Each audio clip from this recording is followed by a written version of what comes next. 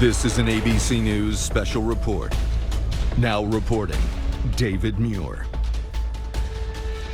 Good afternoon. We're coming back on the air because the NTSB is now holding a briefing on this deadly midair collision between an American Airlines flight and a U.S. Army Black Hawk helicopter here in Washington, D.C. You can see we're here on the banks of the Potomac. Let's listen. The National Transportation Safety Board is an independent federal agency that's charged by Congress with investigating every civil aviation and serious accident and serious incident in the United States and significant events in other modes of transportation.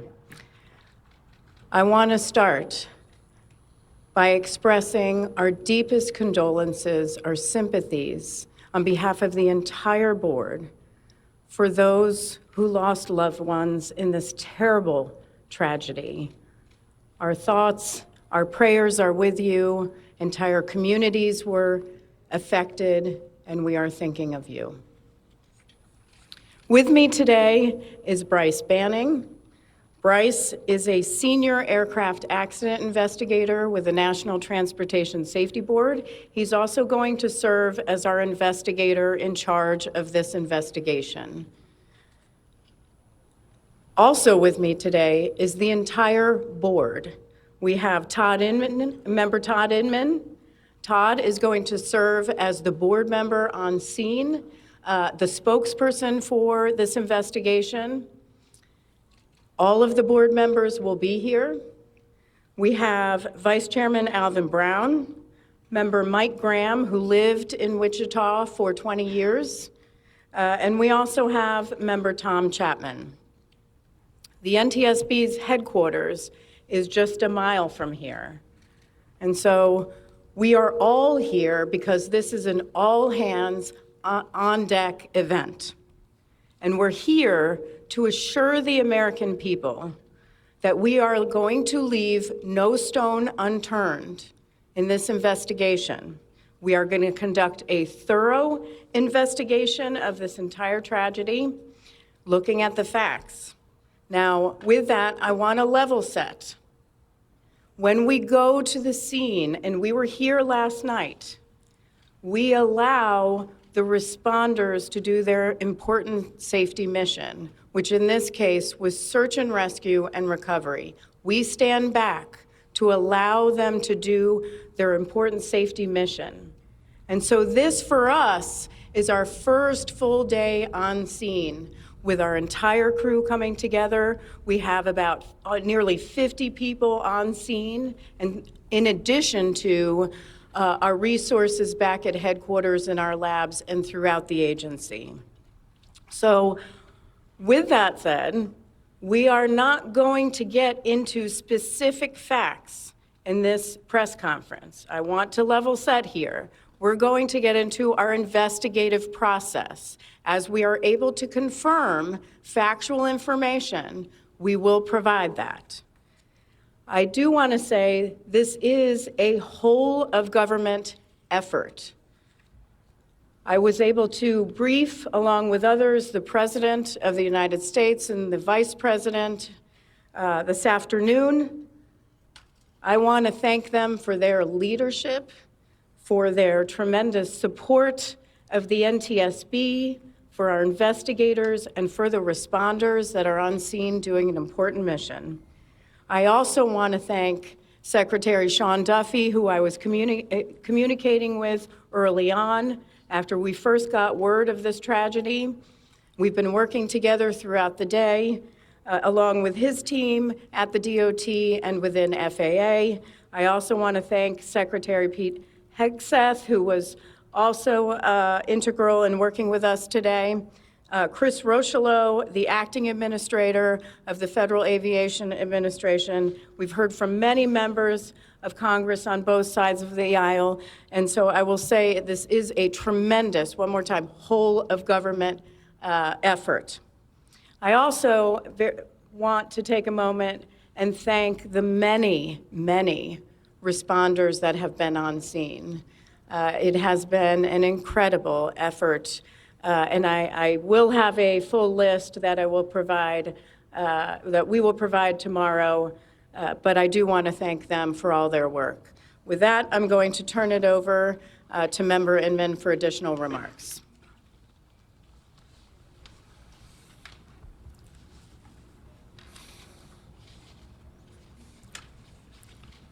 So today is our first full day on scene. Our investigative team will be on scene as long as it takes in order to obtain all of the perishable evidence and all of the fact-finding that is needed to bring us to a conclusion of probable cause. Our mission is to understand not just what happened, but why it happened, and to recommend changes to prevent it from happening again. Since we're just beginning our investigation, we don't have a great deal of information to share right now. We will keep you informed by giving regular updates as we learn more. Our intention is to have a preliminary report within 30 days, and the final report will be issued once we've completed all of our fact-finding and investigation. Now, we will not be determining the probable cause of the accident while we are here on scene, nor will we speculate about what may have caused this accident.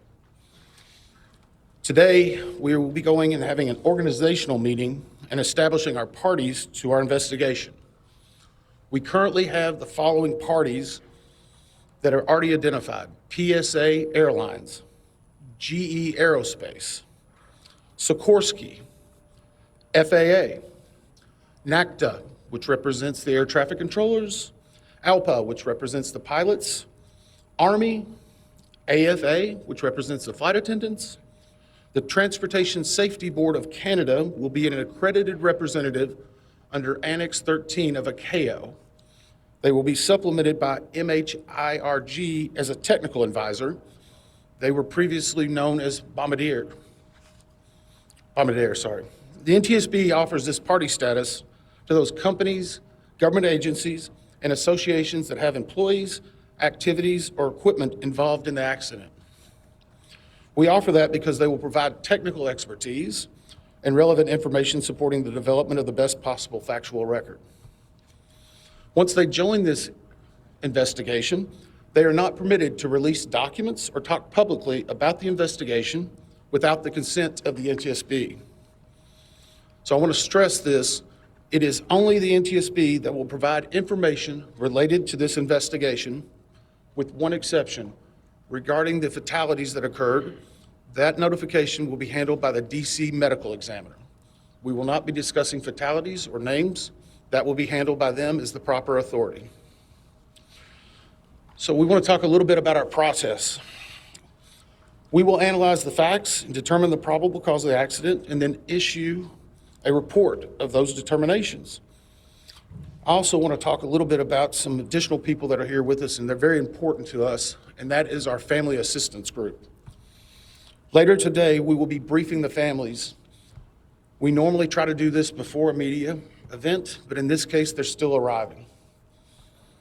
Our family assistance specialists are already working closely with local officials and others to help assist them in their efforts to support everyone that's affected by this accident. And let me just reiterate what the chair said.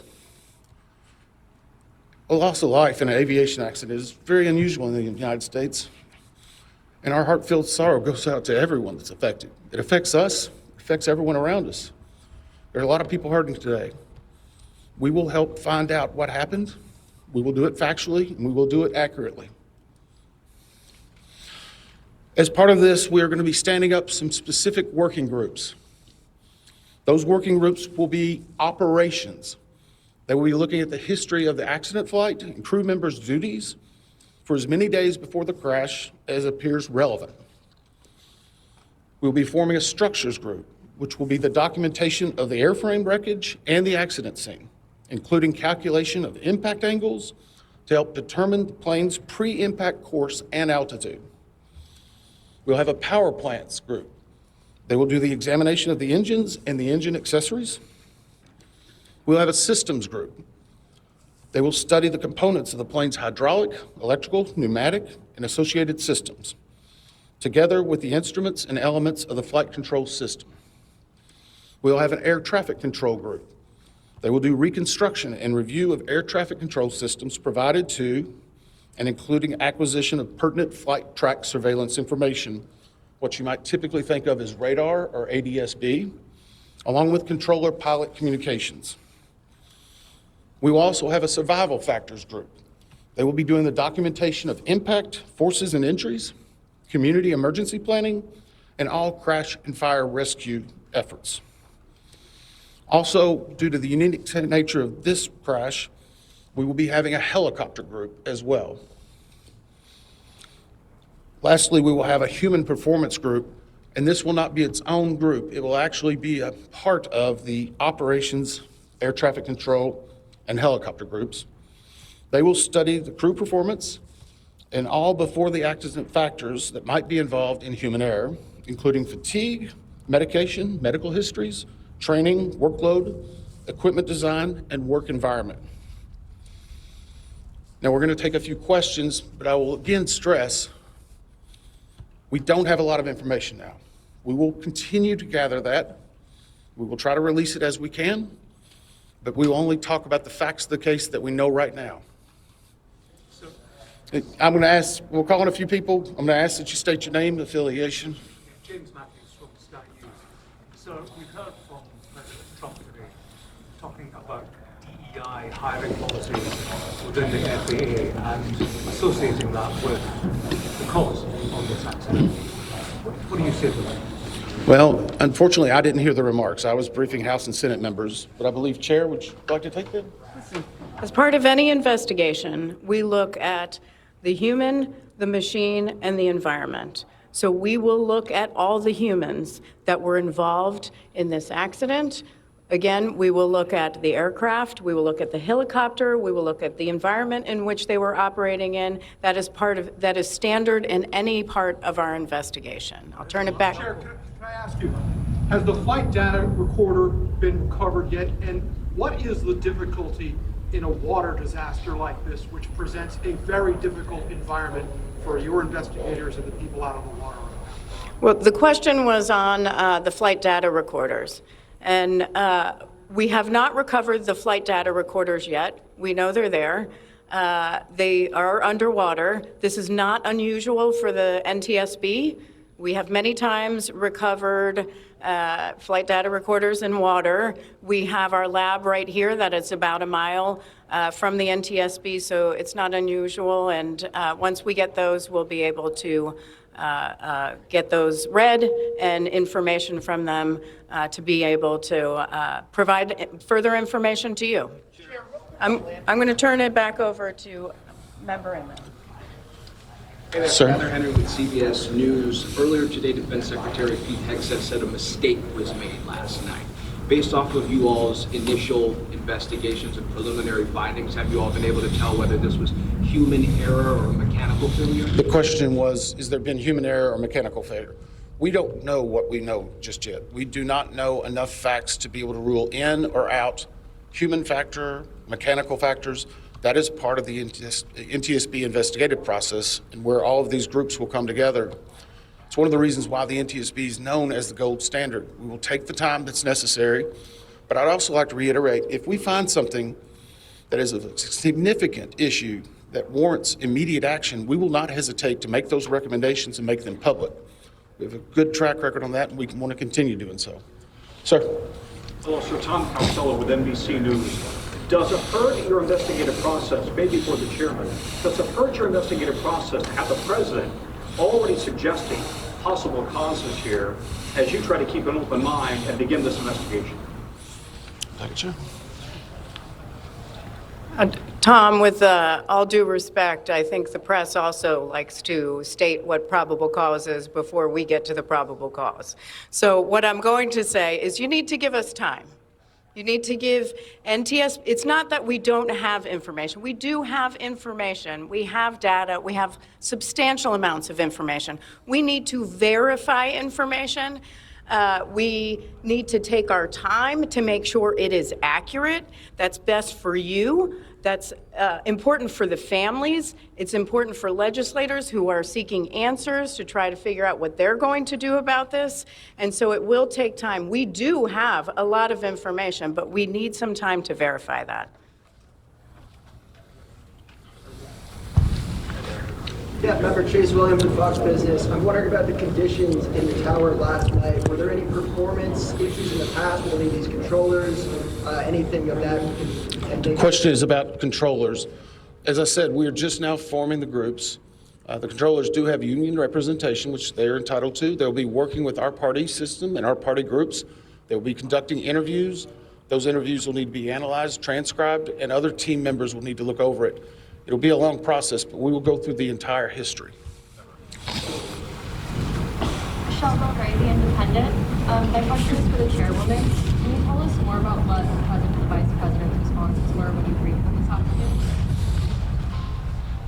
Sure. So the question was about my briefing for the president and the vice president. As is standard, we offer briefings on our process and what we know, and this was a briefing with the president and vice president and with Secretary Duffy and Secretary Hegseth and also the acting administrator of the FAA. There was discussion on what we know so far and our process, and that was about it. Ma'am, Chairwoman, Stephanie Ramos with ABC News. Similar to Tom Costello's question, the president has stated what may have caused the crash, stating common sense. Does that affect your progress at all at this early stage? Yeah, so the NTSB, we conduct an important safety mission where we take a very careful approach. I'm sorry, the question was on speculating during investigations, which is we often hear about. What I will say is we look at facts on our investigation, and that will take some time. And at some point, we'll be able to provide that factual information, as Member Inman said, and provide that hopefully tomorrow. Hang on a second. James Jefferson from Reuters. Have you been able to retrieve the black boxes from the helicopter? Has the military decided whether they're going to read those to the NTSB? And what about the ATC tapes? So the question was about black boxes, which are referred to as black boxes, which are typically orange. We have not recovered any of the boxes involved yet. We feel comfortable and confident that we will be able to. Right now, recovery of life is probably most important in those that were involved. I mean, there are still ongoing recovery efforts involving the fatalities involved, along with some debris is coming out as well. We will make sure that that perishable evidence is maintained. We have a great process for that. We will probably have more than one black box, so to speak. It's our understanding that the Sikorsky helicopter is equipped with some form of recording devices, and those will be read either by the DoD or by us. We have a good starting relationship with them, and we've already made agreements in order to be able to do that. So I feel comfortable in what we're going to be doing. The other question was about air traffic control. We received a very large package of information from the FAA at about 3 a.m., I believe, this morning. That is still being reviewed and analyzed. I would say there's a lot more information that usually comes in that than what you may find online and people might speculate about. And that is part of that overall process where we take the time to get the information correct and to make sure all the parties are engaged and involved and can fact check that information. One. Kate Cohen from CNN. Can you tell me if the NTSB has reviewed this FAA internal report that has been cited by the New York Times indicating that the controller that was on duty at the time of the crash was doing a job that's usually done by two people? We have not reviewed any specific reports about the controllers at this time, at least from the leadership team. Our investigators are continuing to pull all that information. Their personnel records, their files, where they were at, whether they were fatigued, all that information will be part of that investigative process. But right now, we can't speculate on anything that may have been reported in the media until we get the opportunity to validate and understand how it impacts the investigation. We're going to take just a few more questions. Follow up on that. Sir? Yeah, Oren Khanna, Beaver Magazine. What's the process and logistics like of bringing the families in? Are they coming into the airport? And how are you going to sort of treat the sensitivity of bringing them to the place where this tragedy happened? So the question is about the families. And many of those families are still en route. Some are still being notified from both the military and from the commercial crash. There is a family assistance facility that's being stood up by American and PSA Airlines in Bethesda, Maryland. They've already been working on that, standing it up. Our team from our disaster assistance team has also been coordinating with them. We plan on briefing them.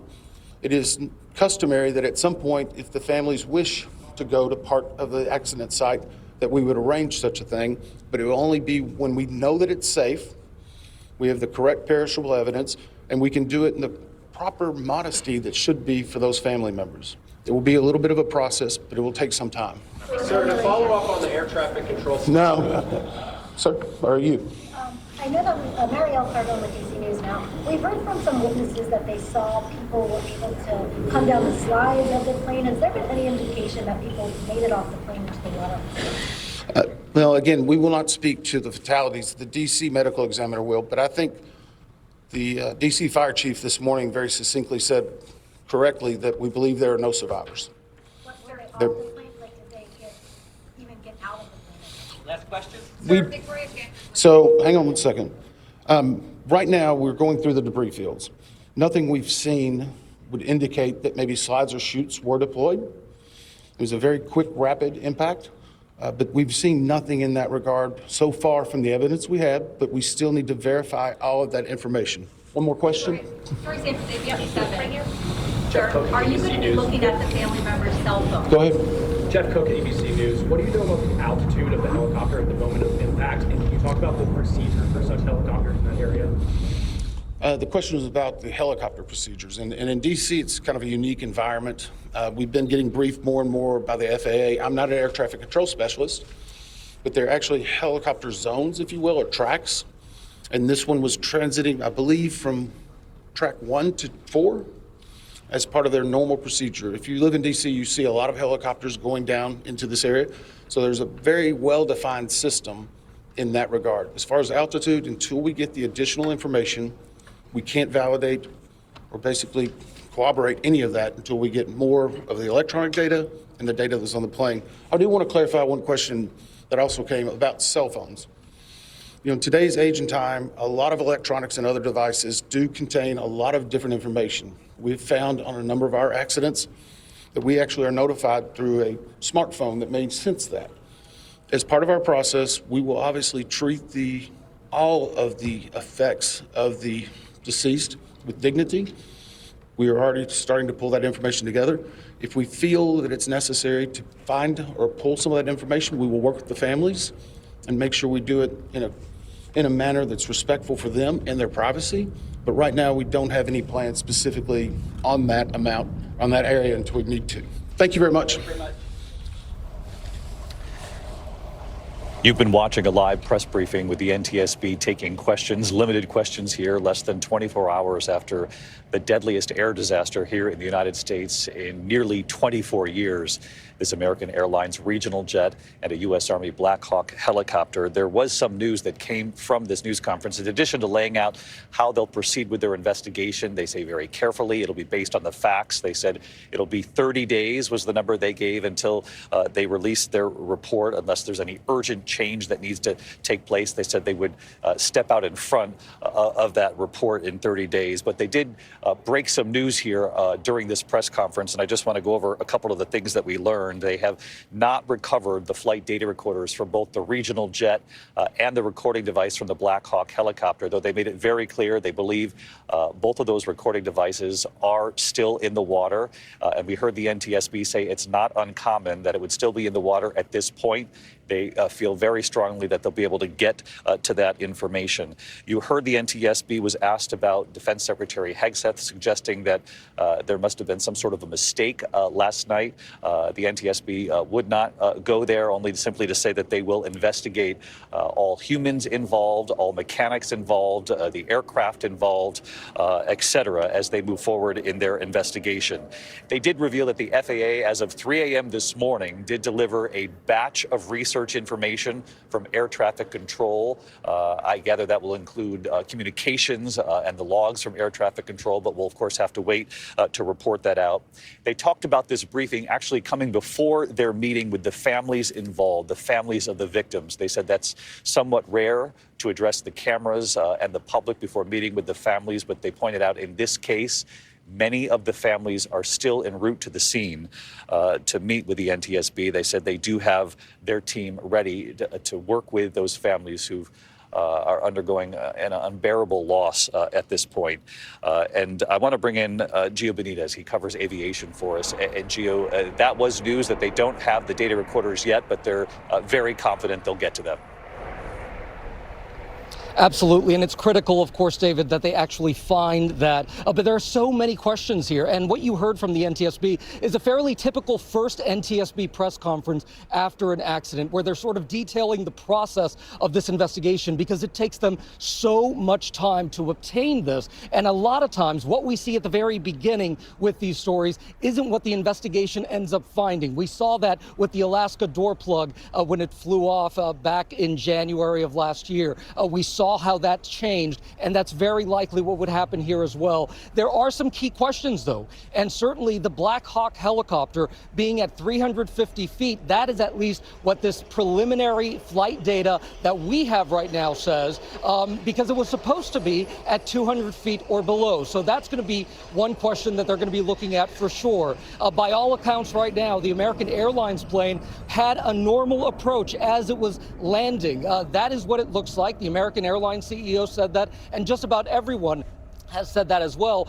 But air traffic control, the question of air traffic control, at one point, air traffic control did tell the Black Hawk helicopter and asked the Black Hawk helicopter pilot, did they see the plane, this CRJ plane? Did they see it? And the Black Hawk helicopter pilot actually said that yes, they did. But moments later, that's when the accident happened. Now, President Trump earlier today did raise the question of, was that warning early enough? And so that's going to be something investigators are going to be looking at, Dave.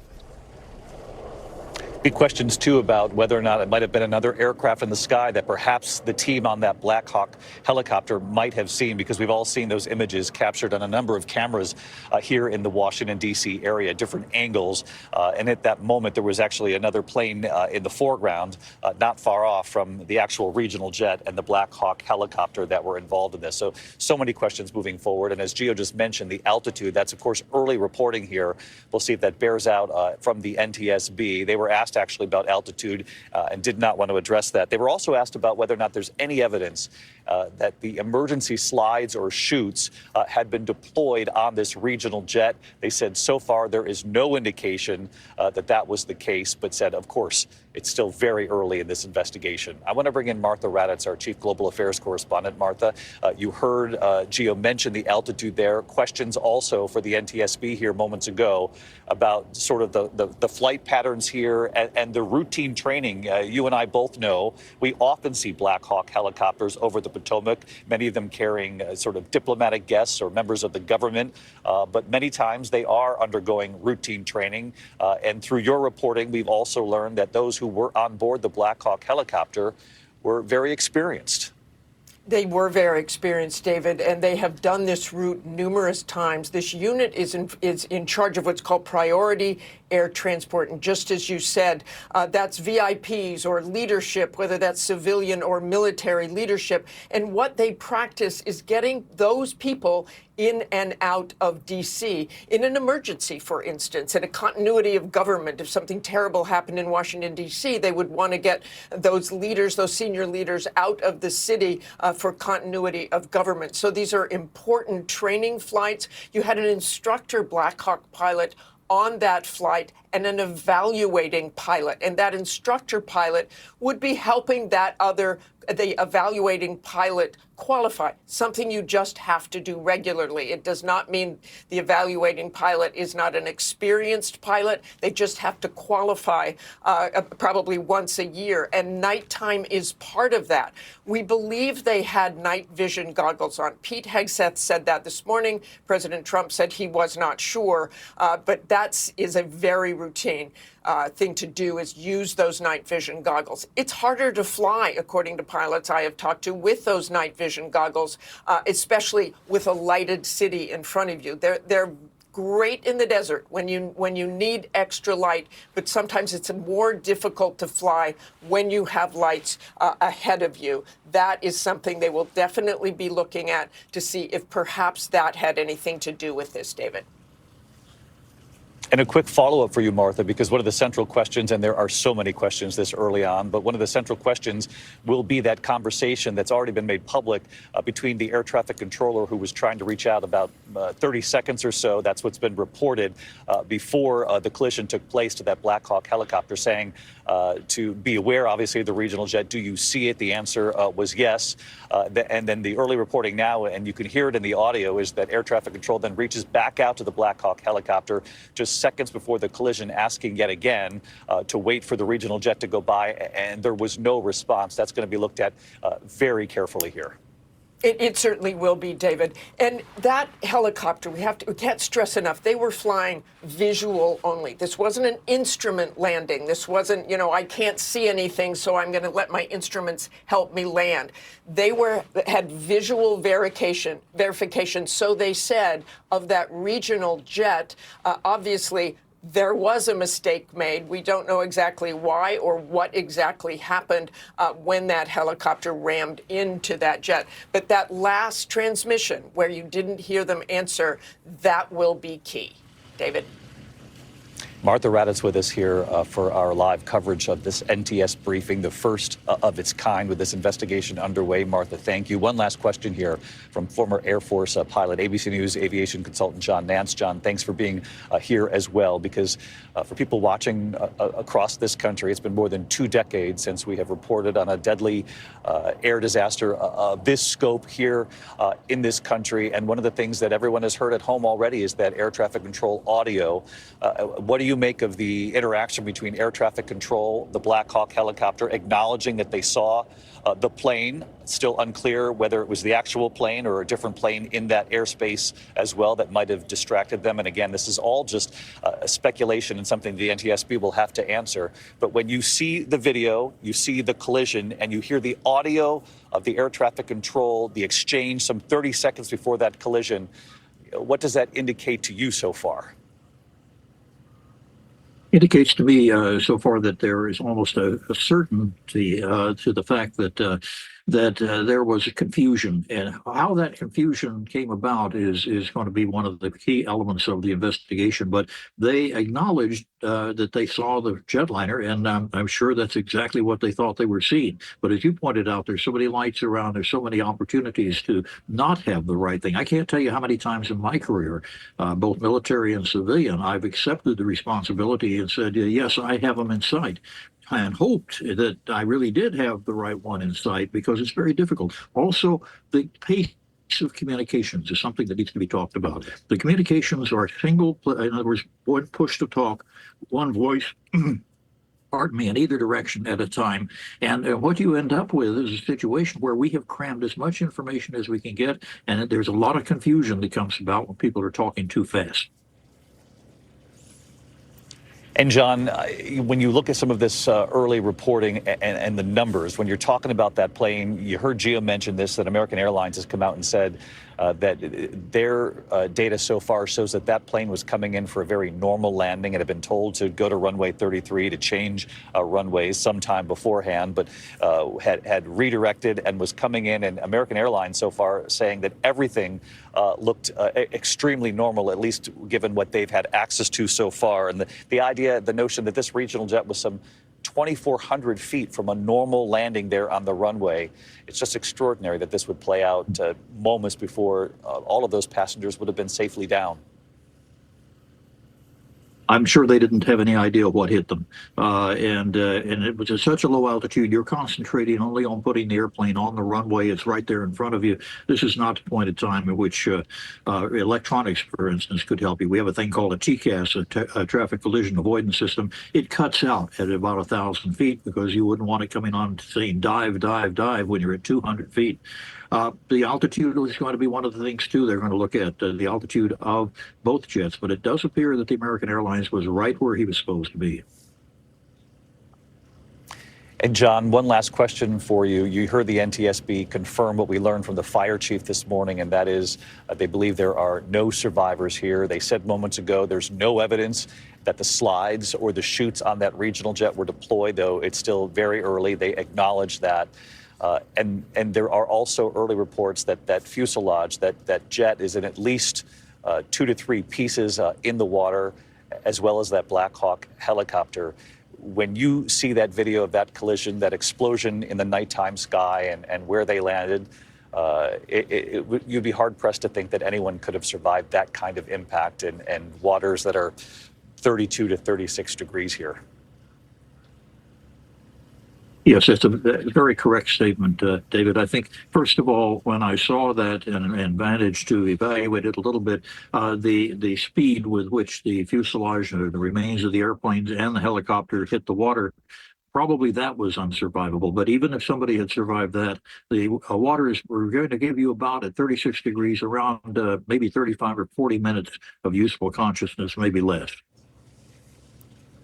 60 passengers, 4 crew on board that plane, 3 service members on board that Black Hawk helicopter, and we are thinking of them all and of all of their families. And you heard the NTSB say some of those families are still being notified as we're on the air right now. I'm going to return you now to regular programming. Our coverage will continue on ABC News Live, abcnews.com, of course, 24 hours a day. And then we'll be back with the entire team for a special edition of World News Tonight. I'm David Muir, right here along the Potomac. I'll see you a little later today. Good day. This has been a special report from ABC News.